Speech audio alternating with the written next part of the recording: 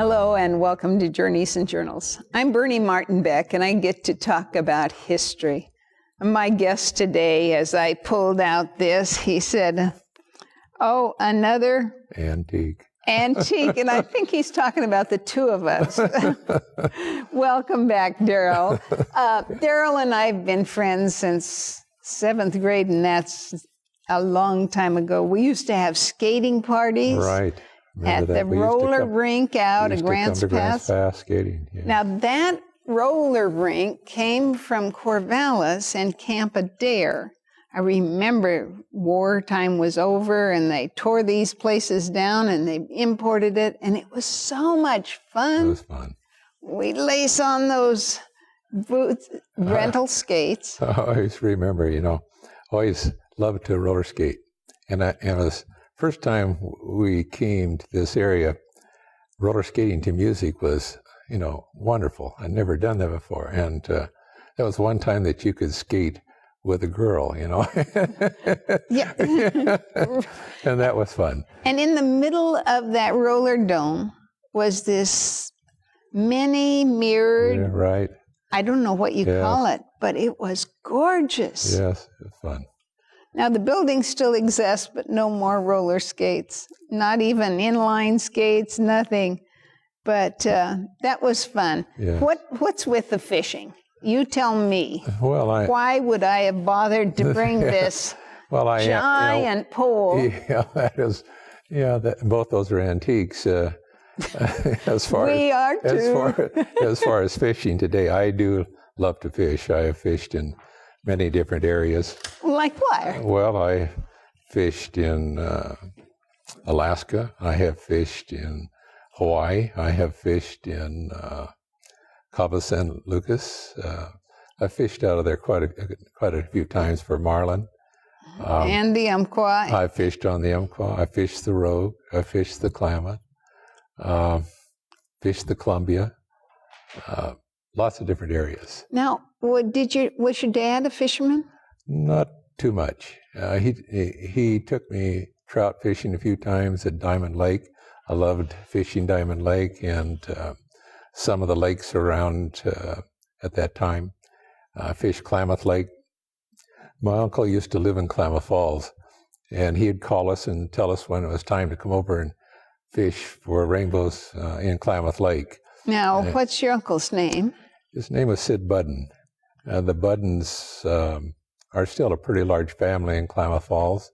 They had a ranch that, in my younger days, we used to go over there and go deer hunting. And the Buddens are cousins of mine and a wonderful family. Most of them are Mormons and really wonderful people. They're very musically inclined. We used to go over, we had kind of a camp area where we would take our campers and tents, and we would camp out there and have a big fire and a big barbecue pit, and the children would, the Buddens would come with their guitars and accordions, and my cousin that lives in out of Talent, a little bit past Talent, Wally Budden used to write lots of songs. Ooh. And so we used to sit and sing by the campfire, and we had a wonderful time. It was, deer hunting was like a big, wonderful time. All the families would get together, and great eating and great fun. Oh, great fun, because music's been a part of your life, hasn't it? Yes. You're part of a quartet when you were young? Yes, I'm part of a choir, and I still sing in choir. Because quartet was where we just met down in Sacramento. Oh, yes, Max Mays. And 40 years ago, in fact, 55 years ago, we heard Max sing in a quartet.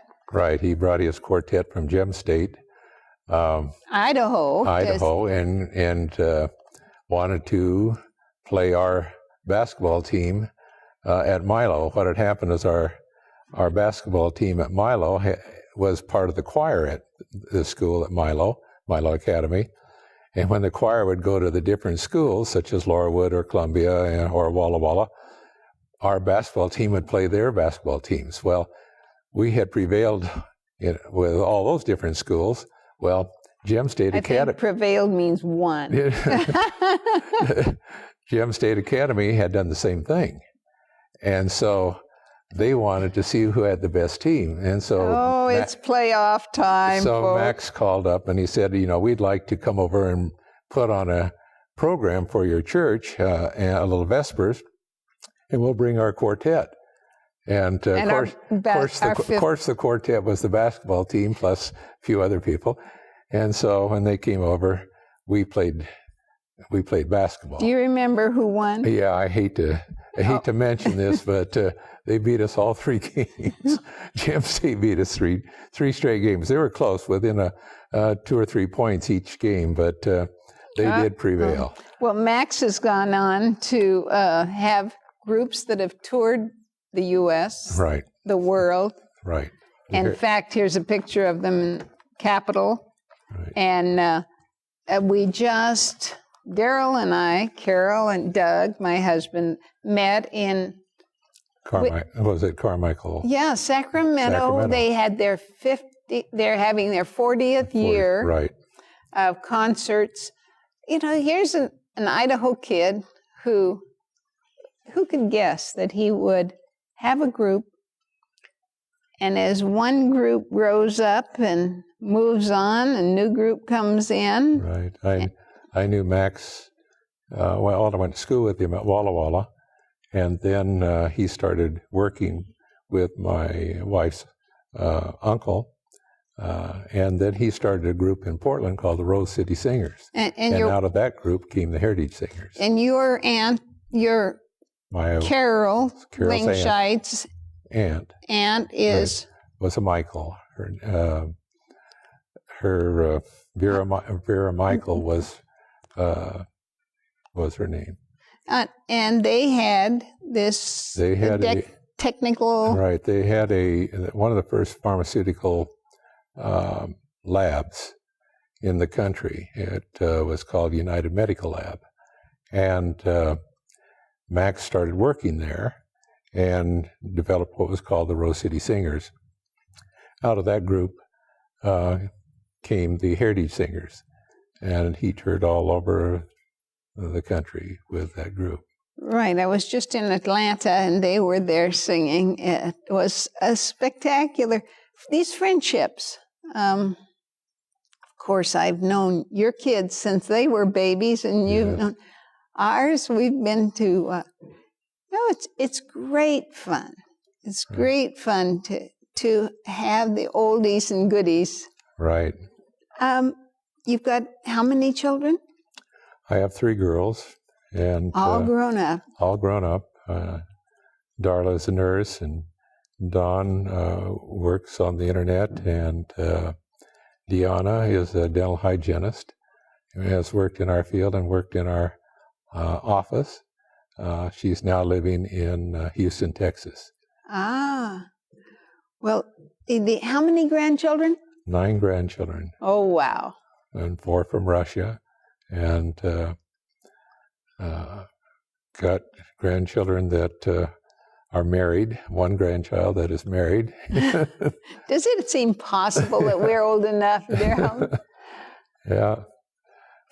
Well, the show, so fascinated about what's become of Southern Oregon, this idea that Better Life TV could reach out. It's the 2nd largest network, religious stations now. It was interesting in our church in Wairika.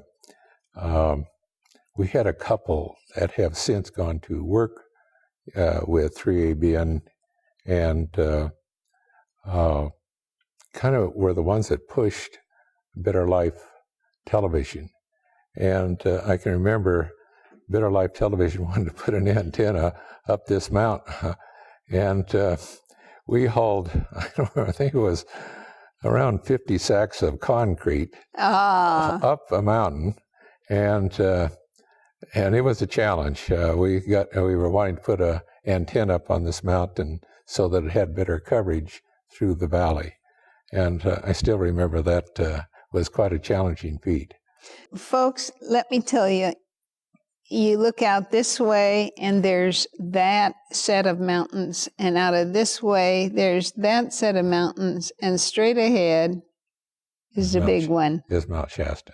We have a really nice view of Mount Shasta, yes. And, I thank, the Lord every day that I can live in an area that is that beautiful. Siskiyou County is gorgeous. A lot of people have to go on vacation to come there to enjoy what we enjoy every day. Have a couple of the finest golf courses. We have two very fine golf courses. Well, we have three, but two that are just excellent. Lake Shastina Golf Course is a tremendous golf course, and so is the Mount Shasta Golf Course. You aren't going to see anything any pretty. Of course, but there's another one that I play that is a little bit in my price range at times, is the one in Weed. It also has a beautiful view of the mountains. When you're playing golf, the view is spectacular. I mean, the view of the eddies, you have the view of the eddies, you have the view of Mount Shasta. You can't beat it. There's a lot of other things. My wife and I used to backpack, and you have the Trinity Alps right there that are beautiful. All of those areas are beautiful. Let's talk just a bit about your wife. Carol.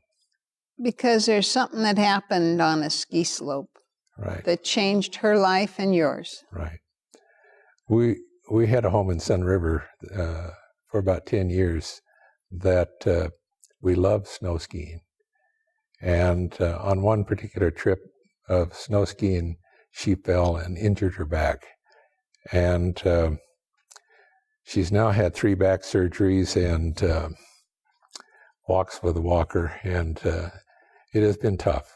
I was just thinking, it was about 7 years ago that she had her first major surgery, and she's had rods placed in her back twice now, and she's wanting to find somebody else to try to get her out of pain. She's in lots of pain all the time, and trying to, I'm just not sure another surgery she would be able to make.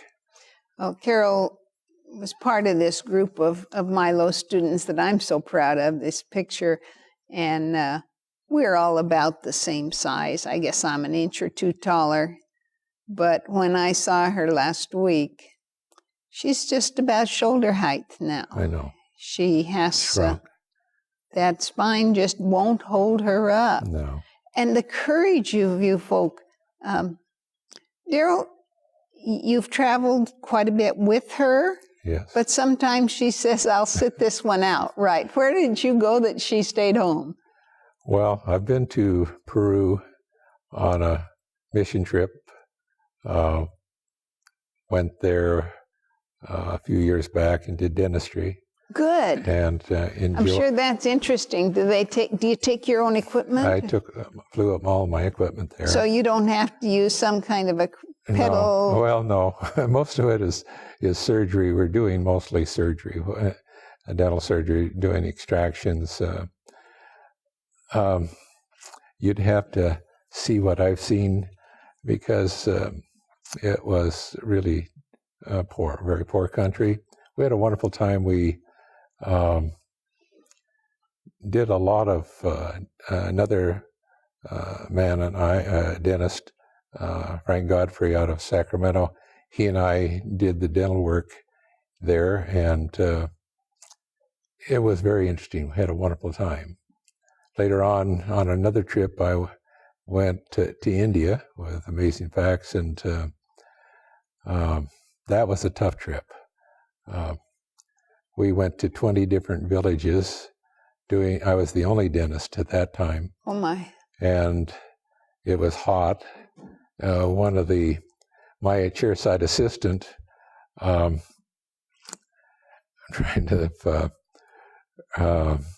Janine Ayers, Jim Ayers is with Adventist World Radio now. And Janine was my chairside assistant. And I had another assistant that would wipe my forehead while I was doing surgery because it was so hot and humid. And that was a really tough assignment. No one with the palm branch to keep you cool even. No, we were way back. You could not believe. I videoed, have it all in slides of both those. I have 3 trips that I went on. Then later on I went to Ecuador and to the Galapagos Island, and where we built a school. Now, folks, this is what we do. We volunteer, and we volunteer. Right. Sometimes we do it at Better Life Television because every one of these camera people, and thank you to you men and women, are volunteers, and all the hosts are, and we're here because we believe in stories. Mm-hmm. We believe in getting your story to them. Have you seen us in Wairika? Yes. And Better Life comes through loud and clear. Good. Yes, very good. And now we're in Portland. Yes, I saw that. And Eugene, I just heard a wonderful story about the Roseburg station. They're all just, I don't know if they're over in Bend yet, but Klamath. They're in Klamath Falls. I think they went to Klamath Falls at the same time that they went into Wairika. Because we were, I think, sharing costs at that time. At least it was my understanding. It took place around the same time. Back to these lakes you were talking about. What is Shastina all about? Is that a mountain or a lake or both? Well, it's both. But it's there's Lake Shastina. There's a community of a golf course there, and there's a lake there, and a lot of retirement homes. And homes there. And probably a lot of snowbirds that go south for the winter. They could, yes. Now, can you give us a couple of quick stories about people who sat in your office dental chair and wanted to tell you stories about the way it was back when? Well, I'll have to think on that. Pioneers. One of my friends just passed away down there, and you're so glad that you've already videoed them. You already have their story, but you wish you could do it one more time. Well, I'm trying to think of there's different people that have. So many older families that have been there for a long time, ranchers, and as to their stories, I don't know that I have. What would you say about your dad's story? He's an old timer. Well, Dad started a dairy in Fern Valley. That's where I first grew up, was in Ferns Valley. And then we bought a ranch in Central Point at Upton, on Upton Road. And then he went into logging, and then we were in logging for the rest of the time. We logged out of Medford, logged for Burl lumber. We logged for down in Wairika for the number of those mills that are no longer in existence.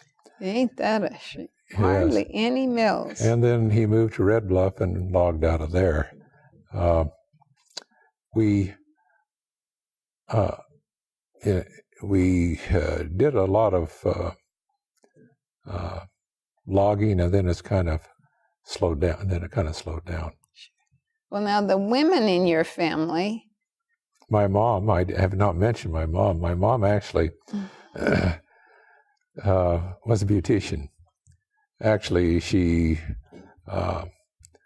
started beauty. Well, she went to beauty school along with my aunt, and then my mom started a beauty shop in Medford. It was called the Vogue Beauty Salon, and she had a lot of patrons that came to her. Later on in life, she retired from the beauty shop and lived in Medford, and then I brought her to Wairika.